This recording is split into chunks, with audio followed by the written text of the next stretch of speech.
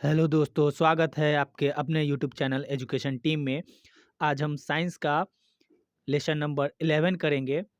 तो शुरू करें आज का टॉपिक। इससे पहले आप लोग चैनल को सब्सक्राइब कर ले और बेल आइकन को दबा ले ताकि सारे एग्जाम रिलेवेंट क्वेश्चन का नोटिफिकेशन आपको सबसे पहले मिले।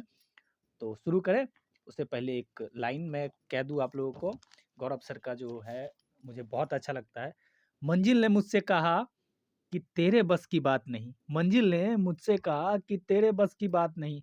मैंने मंजिल की आंखों में आंखें डाल के कहा, मैंने मंजिल की आंखों में आंखें डाल के कहा, चल झूठी तेरी इतनी औकात नहीं। शुरू करते हैं आज का लेसन।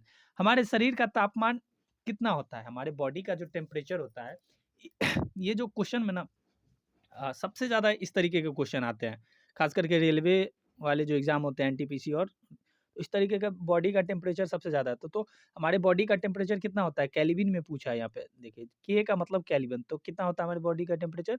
310। अच्छा, फ़ारेनहाइट में कितना होता है? फ़ारेनहाइट में अगर पूछे तो हमारे बॉडी का टेम्परेचर कितना होता है? तो फ़ारेनहाइट में 98.6 डिग्री फ़ारेनहाइट हमारे बॉडी का टेम्परेचर होता है। इससे मतलब थोड़ा बहुत आगे ऊपर नीचे हो सकता है, बच्चा का थोड़ा ज़्यादा होता है, लेकिन अगर 100 के आसपास है तो फीवर है, और उससे कम है तो फिर दिक्कत है। और अगर सेल्सियस में पूछे, सेल्सियस में तो 37 डिग्री सेल्सियस। 37 में अगर आप 273 जोड़िएगा तो आपका केल्विन में आ जाएगा, है ना। 273 प्लस 37 310 आए ना। तो सेल्सियस में कितना होता है? 37, और फ़ारेनहाइट में 98.6, और केल्विन में 310। तो तीनों बता दिए मैंने। नेक्स्ट क्वेश्चन पे चलते हैं। हवा में ध्वनि की गति कितनी होती है? वायु में ध्वनि की गति कितनी होती है? 331 मीटर पर सेकेंड। क्या? 331 मीटर पर सेकेंड हवा में ध्वनि की गति। कौन सा एक उष्मा का सबसे अच्छा चालक है? उष्मा का सबसे अच्छा चालक कौन सा है? तो पारा। पारा जो है उष्मा का एक सबसे अच्छा चालक चालक है। एक वस्तु अधिकतम भार देती है। एक वस्तु अधिकतम भार देती है तो निर्वात में, जहां हवा नहीं होगा वहां उसका वेट क्या होगा? ज्यादा होगा। सौर विकिरण का मापन किया जाता है। सूर्य का जो विकिरण प्रकाश है उसका मापन किस चीज में किया जाता है? तो पायरोमीटर।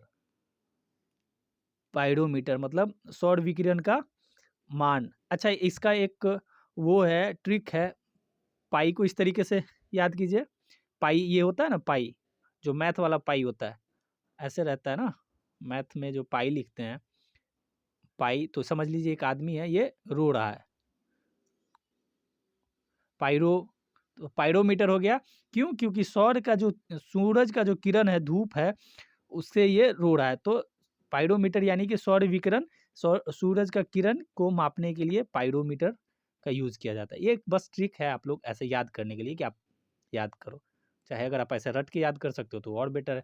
कौन सा रंग अधिकतम ऊर्जा रखता है? कौन से रंग में ज्यादा ऊर्जा होती है, संग्रहित होती है? तो बैगनी प्रकाश में। नेक्स्ट चलेंगे।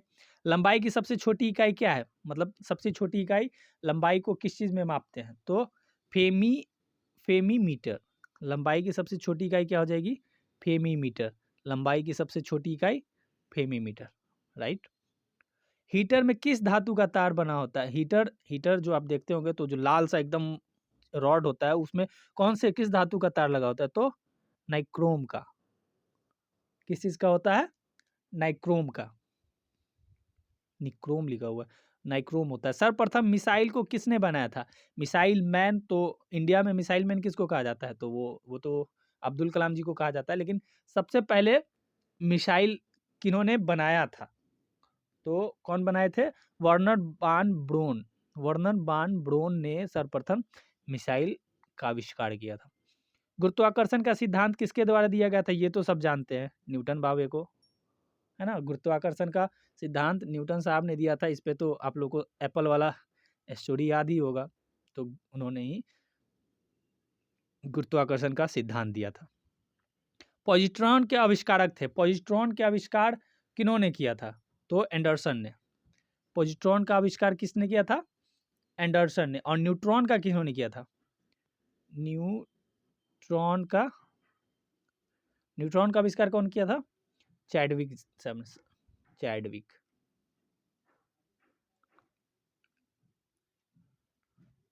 पॉजिट्रॉन का एंडरसन और न्यूट्रॉन का चैडविक। नेक्स्ट पे, क्यूरी किसकी इकाई है? तो क्यूरी रेडियोधर्मिता का। मैडम क्यूरी को इसके लिए उनको नोबेल पुरस्कार भी मिला था। हाइड्रोजन बम किससे बनाया जाता है? हाइड्रोजन बम किस चीज से बनाया जाता है? हाइड्रोजन बम किससे बनाया जाता है? तो एडवर्ड, अच्छा किसने बनाया था, किससे नहीं, किसने बनाया था? तो एडवर्ड टेलर ने। हाइड्रोजन बम किसने बनाया था? एडवर्ड टेलर ने। टेलर साहब टेलरिंग नहीं करके बम बनाने लगे थे। मतलब इनको इस तरीके से याद करेंगे, ये कपड़ा सीना छोड़ के, कपड़ा नहीं सिल रहा था इनसे, तो कोई आ नहीं रहा था, गंदा वंदा सिल दिए होंगे, तो इन्होंने बम बनाना शुरू कर दिया। ठीक है, बस याद करने का ट्रिक है यार, आप कैसे भी याद करो। स्कूटर के आविष्कारक, अच्छा स्कूटर किन्होंने बनाया था? स्कूटर के आविष्कारक कौन थे? बीम ओबोटर। बीम ओबोटर। स्कूटर ओबोटर ने स्कूटर बनाया था। आर्द्रता को मापा जाता है कि आर्द्रता को किस चीज से मापा जाता है? तो ये तो पिछले वीडियो में मैंने बता रखा, हाइग्रोमीटर से आर्द्रता को मापा जाता है।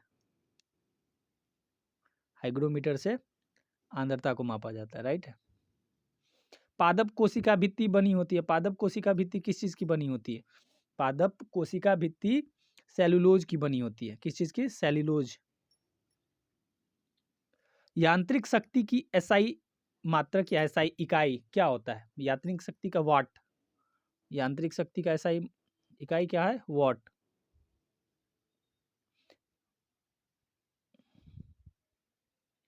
नेक्स्ट, अफीम के कौन से हिस्से को मॉर्फन प्राप्त किया जाता है? अफीम के कौन से हिस्से से मॉर्फन प्राप्त किया जाता है? तो ये क्या हो जाएगा? फल आवरण।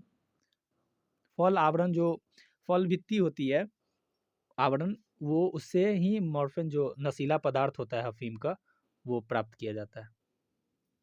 कार्य की इकाई क्या है? ये तो सबको पता होगा, ये तो जनरल क्वेश्चन है, मतलब एग्जाम के हर सेट में एक ना एक इस तरीके का क्वेश्चन आ ही जाता है। तो कार्य की इकाई क्या है? जूल। कार्य की इकाई जूल। प्रेकब इंडक्टेंस का मात्रक कौन है? का इंडक्टेंस का मात्रक हेनरी हो जाएंगे। नेक्स्ट, न्यूट्रॉन के खोजकर्ता, अच्छा अभी बताए थे, न्यूट्रॉन के खोजकर्ता कौन थे? बताइए, चैडविक, न्यूटन या रदरफोर्ड या हेनरी? तो चैडविक। अभी पिछले लगभग 7वां या 8वां क्वेश्चन था। तो कौन है न्यूट्रॉन के खोजकर्ता? चैडविक। ब्रह्मांड में सबसे अधिक पाया जाने वाला तत्व कौन सा है? Nitrogen, helium, oxygen, carbon dioxide. अच्छा इसमें तो ये हो जाएगा ऑक्सीजन, लेकिन अगर ऐसे पूछे, अगर उसमें आप लोग को ऑप्शन रहे तो हाइड्रोजन होता है। ठीक है, अगर ऑप्शन में हाइड्रोजन रहे तो क्या हो जाएगा? हाइड्रोजन। अगर ऑप्शन में रहे तो, अगर ऑप्शन में हाइड्रोजन नहीं है क्योंकि, तो इसमें क्या हो जाएगा? ऑक्सीजन। ब्रह्मांड में सबसे अधिक पाया जाने वाला तत्व कौन सा है? ऐसे तो हाइड्रोजन होता है, लेकिन ऑप्शन में हाइड्रोजन नहीं दिया रहा है, तो तब क्या मारिएगा? एग्जामिनर बहुत तेज होता है, तो जो तब उसके बाद क्या आएगा? ऑक्सीजन आ जाएगा। ठीक है, सूर्य पर सर्वाधिक मात्रा में पाई जाने वाली गैस कौन है? सन पे, यहाँ पे देखिए ये हो जाएगा हाइड्रोजन। यहाँ पे हाइड्रोजन दे रखा है, तो ये क्या हो जाएगा? सर्वाधिक मात्रा में पाया जाने वाला गैस कौन सा हो जाएगा? हाइड्रोजन। सापेक्षता का सिद्धांत किसने दिया था? ये भी सबको याद होना चाहिए। सापेक्षता का सिद्धांत आइंस्टीन, अल्बर्ट आइंस्टीन ने दिया था। सापेक्षता का सिद्धांत कौन दिया था? Albert Einstein. किसकी कमी के कारण थायराइड ग्रंथि अत्यधिक वृद्धि हो जाती है? थायराइड ग्रंथि जो गले में होता है, गलकंड रोग भी जिसको बोलते हैं, जिसकी कमी के कारण हो जाता है, गला बड़ा हो जाता है, घींघा, यही होगा ना थायराइड, थायरॉक्स। हाँ तो थायराइड, अच्छा थायराइड अलग बीमारी है। थायराइड बढ़ जाता है किसके कमी के कारण? तो वो भी रीजन वही होता है, आयोडीन। आयोडीन की कमी के कारण थायराइड बढ़ जाता है आदमी का।